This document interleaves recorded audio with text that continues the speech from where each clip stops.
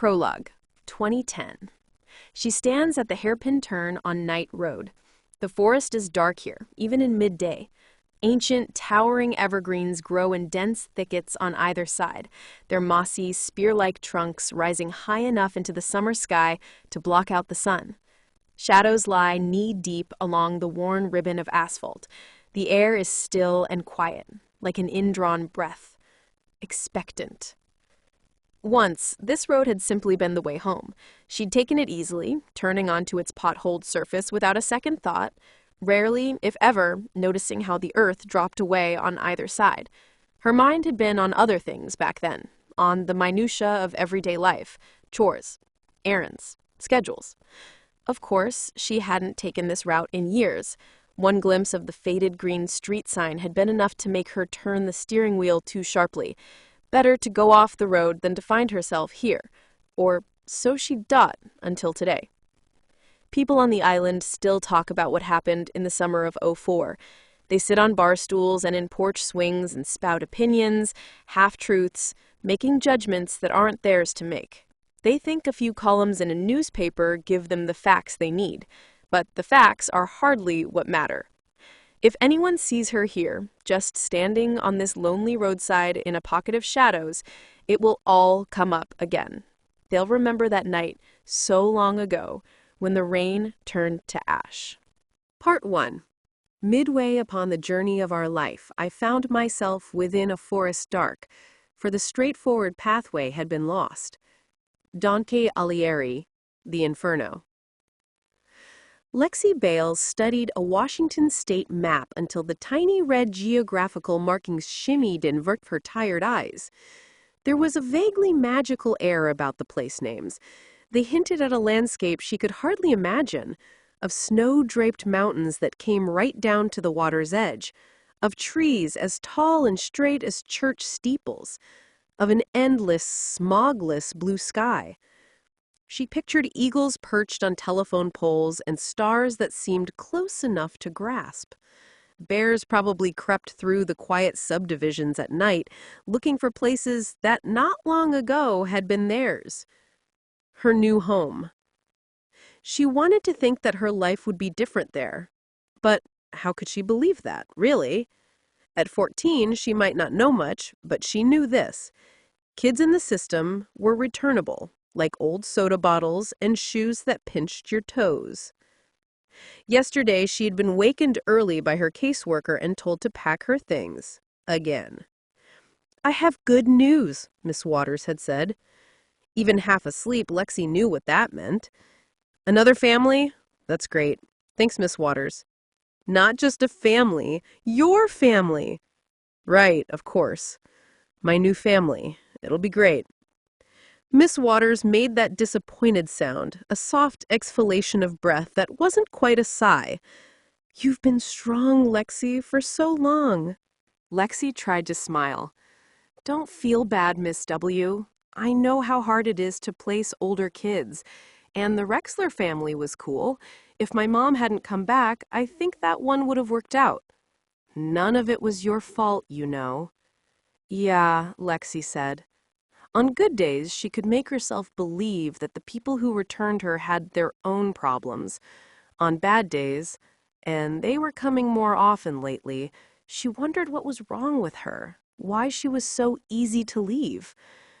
"You have relatives, Lexi. I found your great-aunt. Her name is Eva Lange. She's 66 years old, and she lives in Port George, Washington." Lexi sat up. "What? My mom said I had no relatives." "Your mother was mistaken. You do have family." Lexi had spent a lifetime waiting for those few precious words. Her world had always been dangerous, uncertain, a ship heading for the shoals.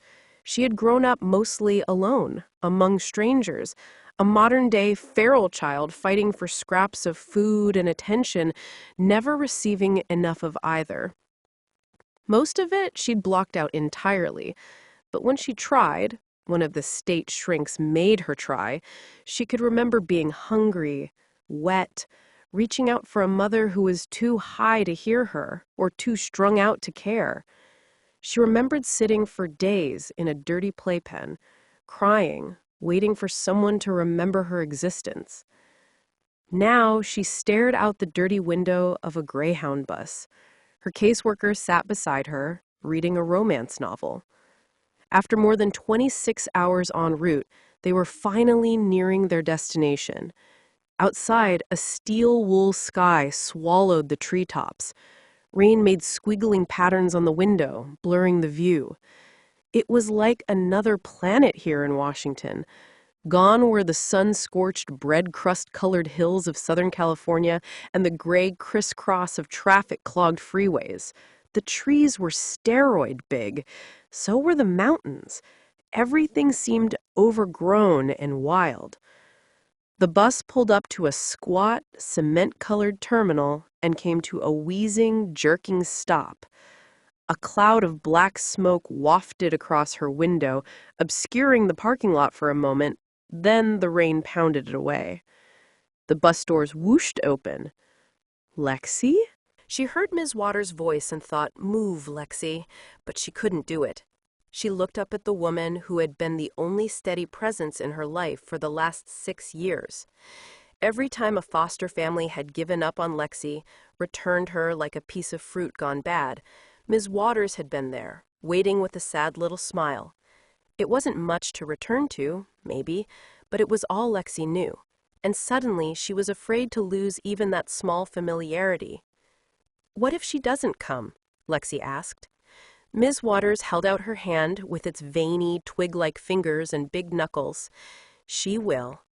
Lexi took a deep breath. She could do this. Of course she could. She had moved into 7 foster homes in the past 5 years and gone to 6 different schools in the same amount of time. She could handle this. She reached out for Ms. Waters' hand. They walked single file down the narrow bus aisle, bumping the cushioned seats on either side of them. Off the bus, Lexi retrieved her scuffed red suitcase, which was almost too heavy to carry, filled as it was with the only things that really mattered to her, books. She dragged it to the very edge of the sidewalk and stood there, perched at the rim of the curb. It felt like a dangerous drop-off, that little cliff of concrete. One wrong step could break a bone or send her headlong into traffic. Ms. Waters came up beside Lexi, opening an umbrella. The rain made a thumping sound on the stretched nylon. One by one, the other passengers disembarked from the bus and disappeared. Lexi looked at the empty parking lot and wanted to cry. How many times had she been in exactly this position? Every time Mama dried out, she came back for her daughter. "Give me another chance, baby girl. Tell the nice judge here you love me.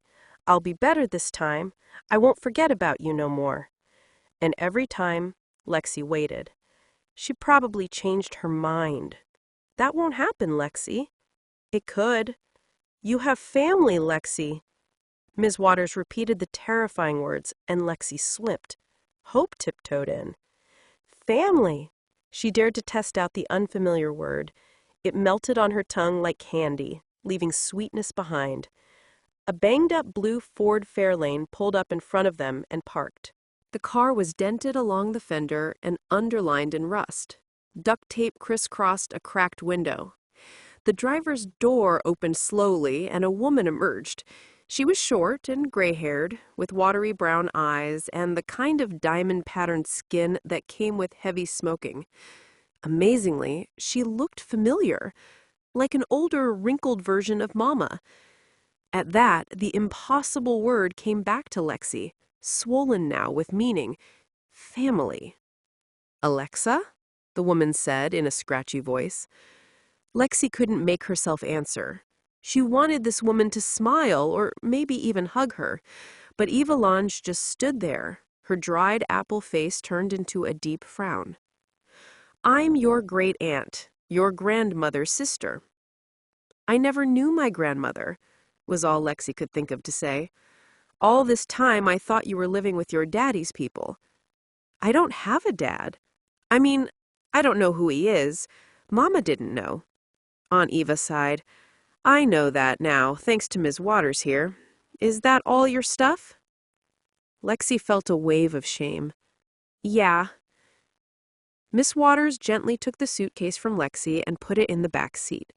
"Go on, Lexi. Get in the car. Your aunt wants you to live with her." "Yeah, for now."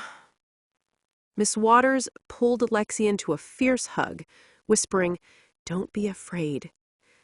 Lexi almost hung on too long.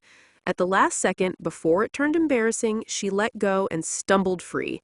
She went to the battered car and wrenched the door open. It rattled and pinged and swung wide. Inside, the car had two brown vinyl bench seats with cracked seams that burped up a gray padding. It smelled like a mixture of mint and smoke, as if 1,000,000 menthol cigarettes had been smoked within. Lexi sat as close to the door as possible. Through the cracked window, she waved at Miss Waters, watching her caseworker disappear into the gray haze as they drove away. She let her fingertips graze the cold glass, as if a little touch like that could connect her with a woman she could no longer see. "I was sorry to hear about your mama passing now. She's in a better place now. That must be a comfort to you." Lexi had never known what to say to that. It was a sentiment she'd heard from every stranger who'd ever taken her in. Poor Lexi, with her dead, drug-addict mother. But no one really knew what Mama's life had been like. The men, the heroin, the vomiting, the pain. Or how terrible the end had been. Only Lexi knew all of that. She stared out the window at this new place of hers. It was bold and green and dark even in the middle of the day. After a few miles, a sign welcomed them to the Port George Reservation. Here, there were Native American symbols everywhere. Carved orca whales marked the shop fronts. Manufactured homes sat on untended lots, many of them with rusting cars or appliances in the yard. On this late August afternoon, empty fireworks stands attested to the recent holiday, and a glittering casino was being built on a hillside overlooking the Sound. Signs led them to the Chief Sealth Mobile Home Park. Aunt Ava drove through the park and pulled up in front of a yellow and white double-wide trailer.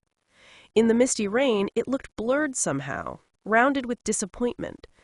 Plastic gray pots full of leggy, dying petunias guarded the front door, which was painted Easter egg blue. In the front window, a pair of plaid curtains hung like fabric hourglasses, cinched in the middle with strands of fuzzy yellow yarn. "It isn't much," Aunt Ava said, looking ashamed. "I rent from the tribe." Lexi didn't know what to say. If her aunt had seen some of the places Lexi had lived in her life, she wouldn't have made excuses for this pretty little trailer. "It's nice." "Come on," her aunt said, turning off the engine.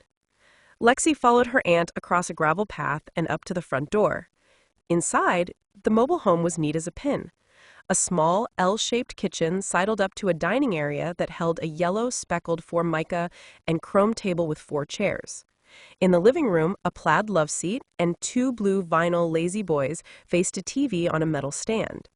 On the end table, there were 2 pictures, one of an old woman with horn-rimmed glasses and one of Elvis. The air smelled like cigarette smoke and fake flowers. There were purple air fresheners hanging from almost every knob in the kitchen. "Sorry if the place kind of smells.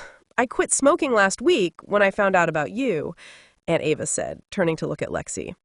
"Secondhand smoke and kids is a bad mix, right?" A strange feeling overtook Lexi. It was bird-like, fluttery, and so foreign she didn't recognize the emotion right away. Hope. This stranger, this aunt, had quit smoking for her. And she'd taken Lexi in when obviously money was tight. She looked at the woman, wanting to say something, but nothing came out. She was afraid she might jinx everything with the wrong word. "I'm kind of out of my depth here, Lexi," Aunt Eva finally said. "Oscar and me, he was my husband, we never had kids. Tried, just didn't. So I don't know about raising kids. If you're gonna be..." "I'll be good. I swear it." "Don't change your mind, please. If you keep me, you won't be sorry." "If I keep you?" Aunt Eva pursed her thin lips, gave a little frown. "Your mama sure did a number on you. Can't say I'm surprised. She broke my sister's heart, too." "She was good at hurting people. Lexi said quietly. We're family, Eva said. I don't really know what that means. And Eva smiled, but it was sad, that smile, and it wounded Lexi, reminded her that she was a little broken. Life with Mama had left its mark. It means you're staying here with me. And I guess you'd best just call me Eva from now on, 'cause that aunt bit is gonna get old fast. She started to turn away. Lexi grabbed her aunt's thin wrist, feeling the velvety soft skin wrinkle in her grasp. She hadn't meant to do it, shouldn't have done it, but it was too late now. What is it, Lexi? Lexi could hardly form the two small words. They felt like a pair of stones in her tight throat. But she had to say them. Had to. Thank you, she said, her eyes stinging. I won't cause you any trouble. I swear it. You probably will, Eva said, and finally she smiled. You're a teenager, right? But it's okay, Lexi. It's okay. I've been alone a long time. I'm glad you're here. Lexi could only nod. She'd been alone a long time, too. Jude Faraday hadn't slept at all last night. Finally, just before dawn, she gave up even trying. Peeling back the summer weight comforter, taking care not to wake her sleeping husband, she got out of bed and left her bedroom. Opening the French doors quietly, she stepped outside. In the emergent light, her backyard glistened with dew. Lush green grass sloped gently down to a sandy, gray-pebbled beach.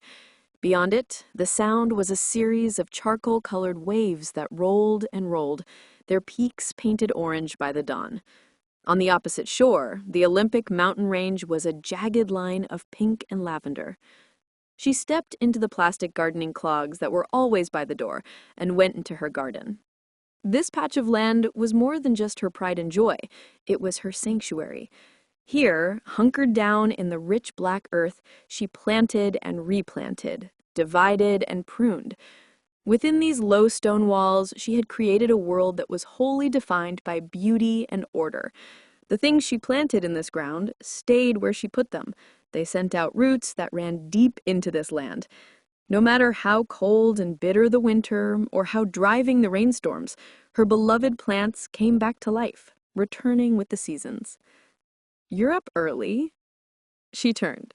Her husband stood on the stone patio, just outside their bedroom door. In a pair of black boxer shorts, with his too long, graying blonde hair still tangled from sleep, he looked like some sexy classics professor or a just-past-his-prime rock star. No wonder she'd fallen in love with him at first sight, more than 24 years ago. She kicked off the orange clogs and walked along the stone path from the garden to the patio. I couldn't sleep, she confessed. He took her in his arms. It's the first day of school. And there it was, the thing that had crept into her sleep like a burglar and ruined her peace. I can't believe they're starting high school. They were just in kindergarten a second ago. It's going to be an interesting ride, seeing who they become in the next 4 years. Interesting for you, she said. You're in the stands watching the game. I'm down on the field taking the hits. I'm terrified something will go wrong. What can go wrong? They're smart, curious, loving kids. They've got everything going for them. What can go wrong? Are you kidding? It's dangerous out there, Miles. We've been able to keep them safe up until now, but high school is different. You're going to have to let up a little, you know. It was the sort of thing he said to her all the time. A lot of people gave her the same advice, actually, and had for years. She had been criticized for holding the reins of parenthood too tightly, of controlling her children too completely. But she didn't know how to let go. From the moment she had first decided to become a mother, it had been an epic battle. She had suffered through 3 miscarriages before the twins, and there had been month after month when the arrival of her period had sent her into a gray and hazy depression. Then, a miracle. She'd conceived again. The pregnancy had been difficult, always tenuous, and she'd been sentenced to almost 6 months of bed rest. Every day as she'd lain in that bed, imagining her babies, she'd pictured it as a war, a battle of wills. She'd held on with all her heart. "Not yet," she finally said. "They're only 14. "Jude," he said, sighing. "Just a little. That's all I'm saying. You check their homework every day and chaperone every dance and organize every school function. You make them breakfast and drive them everywhere they need to go. You clean their rooms and wash their clothes. If they forget to do their chores, you make excuses and do it all yourself. They're not spotted owls. Let them loose a little. What should I give up? If I stop checking homework, Mia will stop doing it. Or maybe I should quit calling their friends' parents to make sure the kids are going where they say they're going. When I was in high school, we had keggers every weekend, and 2 of my girlfriends got pregnant. I need to keep better track of them now, trust me. So many things can go wrong in the next 4 years. I need to protect them. Once they go to college, I'll relax. I promise." "The right college," he teased, but they both knew it wasn't really a joke. The twins were freshmen in high school, and Jude had already begun to research colleges. She looked up at him, wanting him to understand. He thought he was too invested in their children, and she understood his concern, but she was a mother, and she didn't know how to be casual about it. She couldn't stand the thought that her children would grow up as she had, feeling unloved. "You're nothing like her, Jude," he said quietly, and she loved him for saying it. She rested against him. Together they watched the day brighten, and Miles finally said, "Well, I better get going. I have a surgery at 10. She kissed him deeply, then followed him back into the house. After a quick shower, she dried her shoulder-length blonde hair, put on a thin layer of makeup, and dressed in jeans and a boat-necked cashmere sweater, and faded jeans. Opening her dresser drawer, she withdrew 2 small wrapped packages, one for each of her children. Taking them with her, she walked out of her bedroom, down the wide slate hallway. With morning sunlight streaming through the floor-to-ceiling windows, this house, constructed mostly of glass and stone and exotic woods, seemed to glow from within. On this main floor, every viewpoint boasted some decorating treasure. Jude had spent 4 years huddled with architects and designers to make this home spectacular, and her every dream for it had been realized. Upstairs, it was a different story. Here, at the top of a floating stone and copper stairway, it was Kidland, a giant media room complete with big screen TV and a pool table dominated the east side of the house. Additionally, there were 2 large bedrooms, each with their own ensuite bathroom. At Mia's bedroom door, she knocked perfunctorily and went inside. As expected, she found her 14-year-old daughter sprawled on top of the blankets in her 4-postered bed, asleep.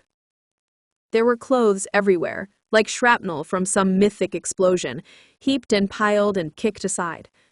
Mia was actively engaged in a search for identity, and each new attempt required a radical clothing change.